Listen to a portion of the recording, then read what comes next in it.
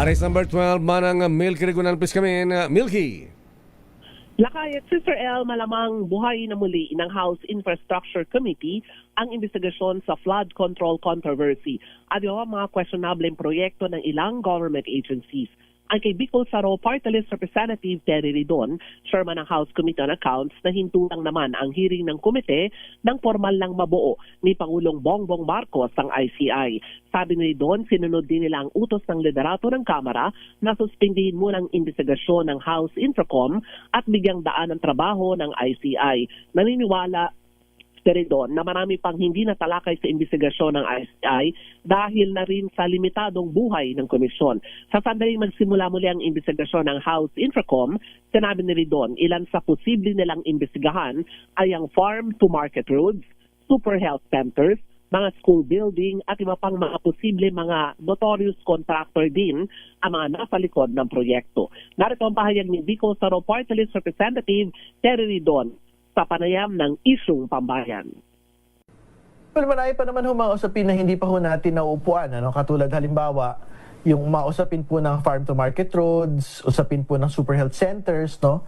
At usapin po ng mga school building projects sa iba pa hong mga opisina na po ito. So DOH, DA, at DepEd na po. No? So gusto natin malaman kung yung pong mga notorious na mga contractors sa DPWH ay sumasali din po dito sa mga proyekto sa iba't ibang mga ahensya po ng gobyerno.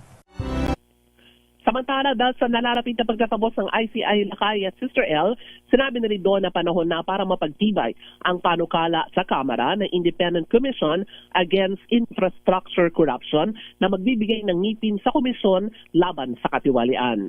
Ako si Milky Rigunan, nagulat para sa Milky. DZRH. Yes, Akay? Tanong ko nga, kaya ba nilang imbestigahan yung kanilang mga kasamahan? Oo nga, madami-dami yun Lakay, diba? Na nabanggit. Yung isama natin yung congressman na bilyon din ang ginastos nagpagawa ng kalsadang U-turn sa dagat. Ayan, di ba? Di ba pwede imbestigahan yun? U-turn sa dagat, kalsada, Sister L, ha? Saan mo yun? Doon mo maniobra. Ito yun, Lakay. Grabe. U-turn sa dagat. U-turn sa dagat, Oo.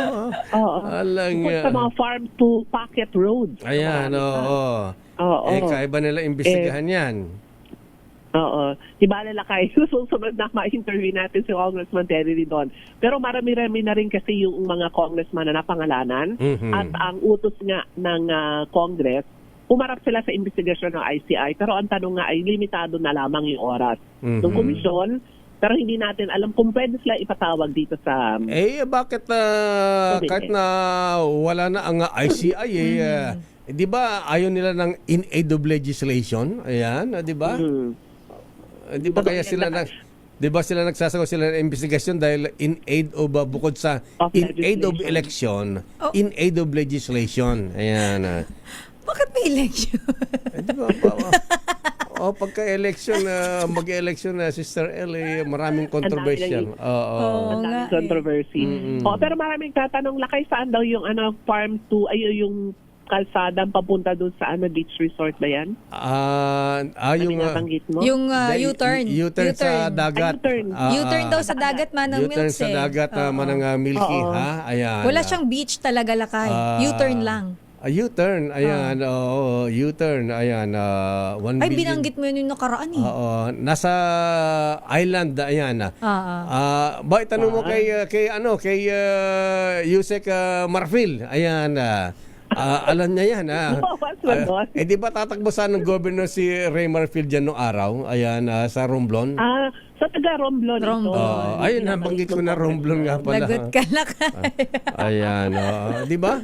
Alam ng mga taga Romblon yan eh. Ayan, gawa na kaya yun. Gawa na. Maganda kaya ng Romblon, Lakay at Israel.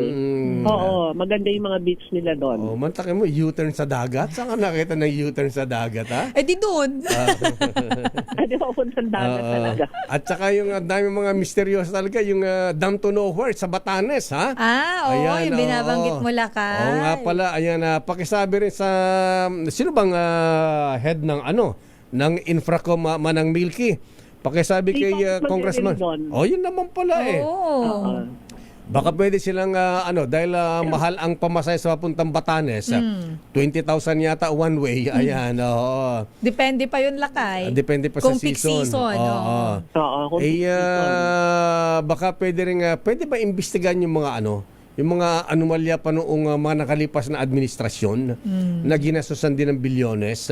Tas Katulad wala nung, naman. irrigation na project. Ayan, nilagyan ng dam pero dam to nowhere. Oo. Hindi nagagamit ng Hindi mga na- farmers sa sayang Batanes. yung pera. Oo. Naku, Lakay, yung request mo na kung pwede yung imbestigahan yung managdang administrasyon, Aha. yung mga kasalukuyan ng anomalya, tagal-tagal magkaroon na resulta. Kaya nga, Oo, ito pa kayang mga nagdaang Pero, administrasyon na sangkot din sa mga anomalya. pero dahil nga napahabayaan, wala nag-iimbestiga sa Batanes man ng Milky. Oo nga, hindi na Tuloy-tuloy. pagtutunan ng pansin eh. Yung district engineer nga doon nagpagawa pa ng mansion nung isang undersecretary Ayan, di lang natuloy dahil Pumutok ang issue ng flood control. Gitna na nasa tuktok ng Oo, bundok. ang ganda. Nakita mo na ba yun, Overlooking Manami? sa dagat. Oo, ang ganda. Kaya hindi natuloy. Yan mamaya, Sister El. Sige, resend ko sa'yo, Manami. Oo. Ayan, okay. Oo, sige.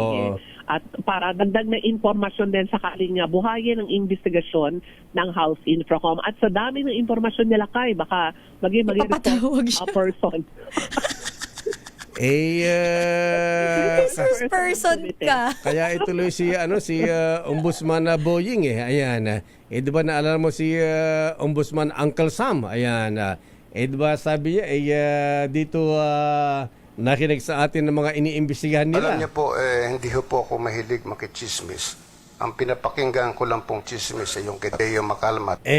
Sa atin kumuha ng lead. Ayan, ang mga balita natin, ha? Iniimbestigahan diyan natuto si Ombudsman Boying Kaya may mga cliffhanger na rin siya sa mga programa na sa executive session, no? Oo. Oh, galing-galing. Nahawa sa drama. Idol Ayan. ka, Lakay. Oo, Abangan idol ang ka susunod na kabanata. Oo Ayan, mga nga, ganun ba? mga pabitin Grabe. Ayan. Lahat ng media organization nakatutok sa programa nila pagsabot. Ay, sinabi mo. Ayan, Yes. kaya pagdating ng Linggo, Lunes, ayan, kinukot yung executive session, ha? Ayan. Anyway, at least maraming salamat dun sa mga nakikinig naman at least kinukot ang DCRH. Yes, Ayan. Okay nga, Ruth. Maraming salamat, Manang Milky. Magandang umaga, Lakay. Sister El, balik sa inyong dalawa. Dummy.